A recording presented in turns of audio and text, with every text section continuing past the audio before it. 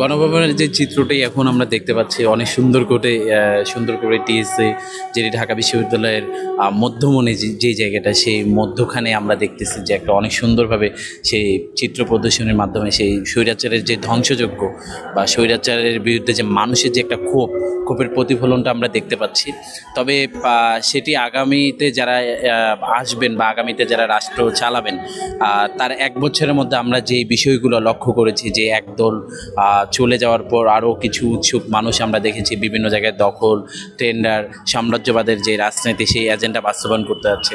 তো তাদের আজকে এখানে আসা উচিত ছিল এবং সেই প্রদর্শনীগুলো দেখা উচিত ছিল, বিকজ ইতিহাস তাদেরকে বারবার স্মরণ করবে, ইতিহাস বারবার তাদেরকে ফেরত আনবে। তারা যাতে বুঝতে পারে, এখান থেকে কিছু শিখতে পারে, যাতে আগামীতে যেই 2000 শহীদ এবং আহত, প্রায় 30,000 আহতর বিনিময়ে যে নতুন বাংলাদেশের কথা বলছি, সেই বাংলাদেশ প্রতিষ্ঠা এবং সেই গণতন্ত্র প্রতিষ্ঠার জন্য সেই সব প্রাথমিক দলদের এইটি একটি মানে মেসেজ হিসেবে থাকবে আমি মনে করি।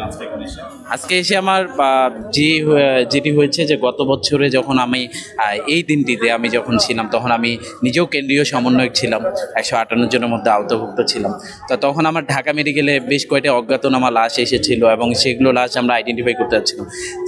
সেই কারণে আমার গণভবনে যাওয়া হয়নি। কিন্তু পরবর্তী সময় দেখেছি গণভবনে অনেকে উল্লাস করতেছে, গণভবন থেকে অনেক কিছু ভাঙচুর করা বা স্মৃতি নিয়ে আসার চেষ্টা করেছে, কিন্তু সেটি আর হয়নি। তবে এখানে এসে সেই পুনরাবৃত্তি বা সেটি উপলব্ধি করতে পারছি।